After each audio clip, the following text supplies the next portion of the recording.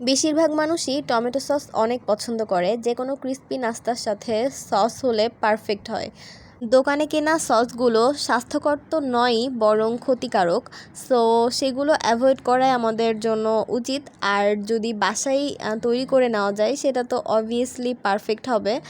এখন শীতকালীন ফ্রেশ সবজিগুলো available, so this is the high time to store it. Specially tomato আমরা সবাই পছন্দ করি, সো এগুলো আমরা চাইলেই রেফ্রিজারেটরে স্টোর করে মানে ফ্রোজেন করে রাখতে পারি। But tomato sauce is the best way, মানে টমেটোর ফ্লেভারও পেতে পারি আর এটা অনেক বেশি মজারও। পুষ্টিগুণ ঠিক রেখে টমেটোর সসের কালার যদি আমরা লাল চাই, তাহলে এরকম টুকটুকে লাল পাকা টমেটো খুঁজে নিতে হবে। আর এখন বাজারে কিন্তু সুন্দর পাকা টমেটোগুলো অ্যাভেলেবল আছে, সো আমরা এরকম টকগুলো নিলে বেশি ভালো হয়। হ্যাঁ, তো দোকানে যখন কিনতে যাব টমেটো, তখন শুনে নিতে হবে যে টমেটোগুলো আসলে টক কিনা। সস তৈরিতে কোনো প্রকার পানি ব্যবহার করা যাবে না। পানি ব্যবহার করলে কিন্তু সংরক্ষণ করা যায় না, নষ্ট হয়ে যায়। টমেটোতেই যথেষ্ট পরিমাণে পানি থাকে, তা দিয়েই পারফেক্টলি সস তৈরি হয়ে যায়। আর ইচ্ছা অনুযায়ী পেঁয়াজ, রসুন, আদা আর ঝাল করার জন্য লাল শুকনা মরিচ দিয়েছি, দিয়ে এরকম সেদ্ধ করে নিতে হবে। ওভার কুক করা যাবে না, মানে তাহলে পুষ্টি নষ্ট হয়ে যাবে। জাস্ট এরকম সফট হয়ে আসলেই সেটা নামিয়ে নিতে হবে। আর এখানে কিন্তু আমি কোনো প্রকার ফুড কালার ইউজ করছি না। যত এটা জাল দেওয়া হবে, গাঢ় হতে থাকবে কালার, কিন্তু ততই আরও লাল হতে থাকবে। মানে এমনিতেই ন্যাচারালি এটার কালার অনেক সুন্দর আসবে। পানি ব্যবহার করলে এটা একেবারেই সংরক্ষণ করা যায় না। আর একটা বিষয় যে হাতও ব্যবহার, মানে হাত দিয়ে টমেটো যে স্ম্যাশ করে নেওয়া বা হাত দিয়ে বেশি ঘাটাঘাটি করা, এটা উচিত না। আপনারা দেখবেন যে কোনো খাবার হাত দিলে কিন্তু সেটা নষ্ট হয়ে যায়। মানে স্পুন দিয়ে যতই ঘাটাঘাটি করা হোক, সেটা কিন্তু তুলনামূলক ভালো থাকে, মানে হাত দিলে সেটা নষ্ট হয়। সো হাত দেওয়া যাবে না, পানি ইউজ করা যাবে না। এই দুইটা জিনিস লক্ষ্য রাখলেই মানে এটা অনেক দিন সংরক্ষণ করা যাবে। সো এটা ব্লেন্ডারে ব্লেন্ড করে আমি এইভাবে বিচিগুলো সেকে নিচ্ছি। একদম সফট একটা পিউরি পাওয়া যাবে।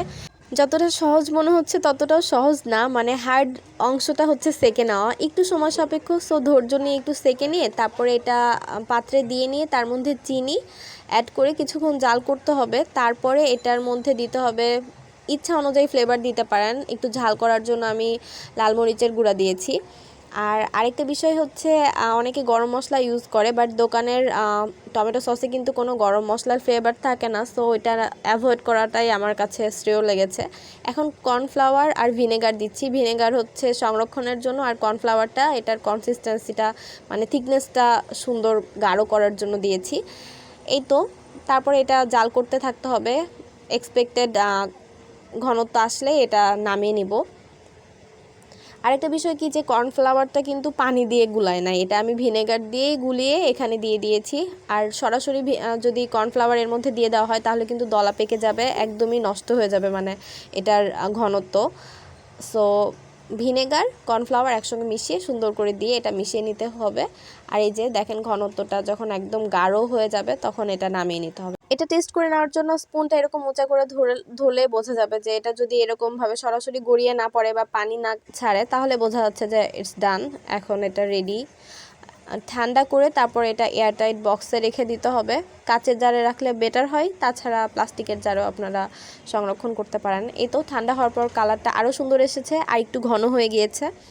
এই তো, কোনো প্রকার ফুড কালার ছাড়া পারফেক্ট স্বাদের পুষ্টিকর একটা সস আমি তৈরি করে আপনাদেরকে দেখালাম। আর এখনই সময়, পাকা টমেটো অ্যাভেলেবল সব দোকানে, বা অনেকে বাসাতেও চাষ করেন, বাসাতে যাদের হয়েছে চাইলে এরকমভাবে সংরক্ষণ করতে পারেন। পুষ্টিটা আপনারা সবসময় পাবেন উইথ ফ্লেভার।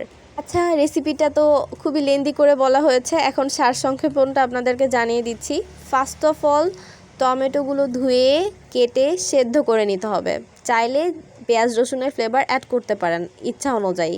দেন এটা ব্লেন্ড করে সেকে নিতে হবে। তারপর এটা ভিনেগার এবং কর্নফ্লাওয়ার দিয়ে জাল দিয়ে ঘন করে নিতে হবে। That is it. এটা খুবই ইজি, ঝটপট একটা সুন্দর রেসিপি। আপনারা চাইলে বাসায় ট্রাই করতে পারেন। আমার একটা জার ভর্তি হওয়ার পর আরেকটু বেঁচে গিয়েছিল, সেটা আরেকটা জারে দিয়ে নিলাম। Thank you so much viewers for watching my video. আশা করি আমার ভিডিওটি আপনাদের ভালো লেগেছে।